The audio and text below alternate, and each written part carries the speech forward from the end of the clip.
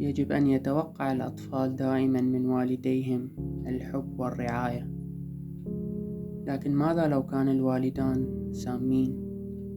في الولايات المتحدة وفي عام 2008 أكثر من 50,000 طفل كانوا ضحية للإساءة العاطفية، كما ذكرت إدارة الأطفال والأسرة. سواء كانت الكلمات الجارحة تهدف إلى التسبب في الألم أم لا، فإنها من الممكن أن تترك علامات وذكريات من وقت قصير إلى مدى الحياة. يمكن أن تأتي التعليقات المؤذية من الأحباء مثل الوالدين، ويمكن أن تكون الأضرار النفسية والعاطفية ضارة للكثير من الناس وخاصة أطفالهم. إن الطريقة التي يربى بها الآباء أطفالهم ويتصرفون من حولهم تهيئ الأساس الذي يبني شخصيتهم واحترامهم لذاتهم. فكيف تعرف ماذا إذا كان أحد والديك سام أو الذي يرعاك؟ إليك 8 علامات لذلك.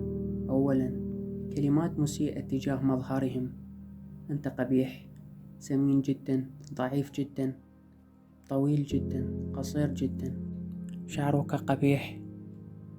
من المرجح أن تؤدي إهانة الطفل بناء على مظهره إلى زيادة انعدام الأمن الجسدي والقلق بشأن صورة جسده.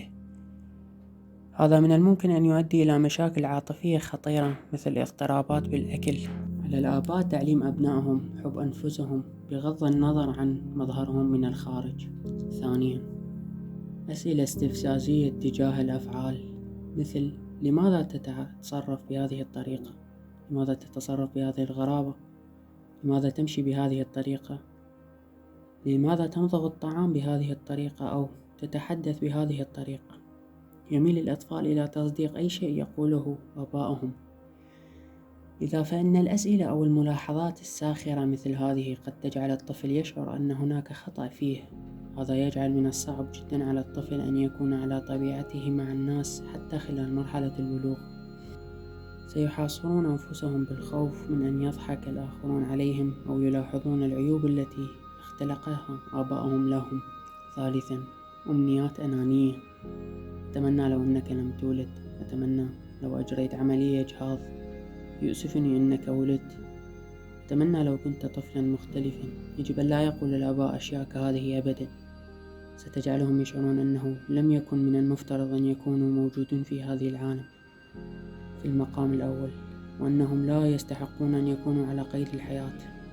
هذه التعليقات ضارة جدا بالطفل وللبشر بشكل عام، وأنها تقلل من إحساسهم الكامل بالهوية، مما قد يؤدي إلى إيذاء النفس والاكتئاب المبكر. بدلا من ذلك يجب على الآباء إعطاء شعور الحب والتقدير. رابعا، جعل الطفل يشعر وكأنه عبء: أنت تكلفني الكثير من المال، من الصعب جدا الاعتناء بك، أنت ترهقني.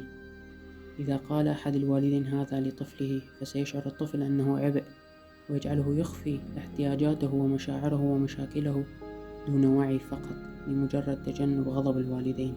كثير من منظمات رعاية الطفل غير الربحية ذكرت أن قلة الحب والعاطفة أو الأشياء المادية هي بعض الأسباب التي تجعل بعض الأطفال يميلون إلى السرقة والإيذاء. خامسا، مقارنات غير صحية: لماذا لست مثل ابن عمك؟ أو لماذا لست مثل الأطفال الآخرين؟ الأطفال الآخرين أفضل منك. هذا حتما سيؤدي إلى تقليل احترام الطفل لذاته بشكل كبير، ويجعله يعتقد أنه لن يكون جيدا بما يكفي بغض النظر عن مدى صعوبة محاولته. كما أن مقارنة الأشقاء ببعضهم يؤدي إلى تعزيز علاقة غير صحية بينهم. هذا سيجعلهم يشعرون بالغيرة والاستياء تجاه بعضهم البعض، حيث يجب إعطاء الأشقاء الحق في بناء هويتهم المستقلة على قدم المساواة.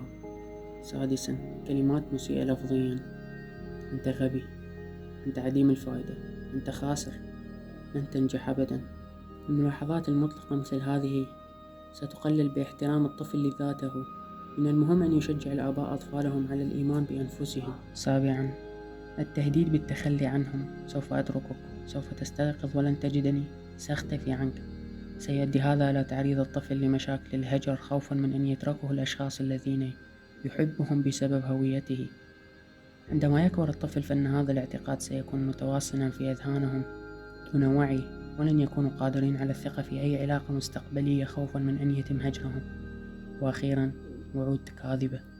إذا قمت بذلك سأشتري لك ذلك، أو سأصطحبك إلى هناك في المرة القادمة. لكنهم لا يفعلون ذلك أبدا. عندما يقدم أحد الوالدين وعودا لا يفون بها، فإن ذلك يخرق ثقة الطفل.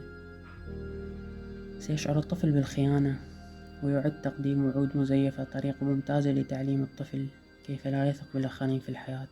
في النهاية، على الرغم من أن الكلمات ليست ضارة جسديا، إلا أنها قد تكون ضارة للغاية بالنفس والرفاهية العاطفية. فالطفولة هي فصل أساسي في حياة كل إنسان. طفولتنا تبني شخصياتنا وسلوكياتنا ومعتقداتنا. هل تعرضت لأي شكل من هذه الأشكال من سوء معاملة؟ كيف تشعر حيال ذلك؟ ناقشنا في التعليقات. شكرا للمشاهدة، دمتم سالمين.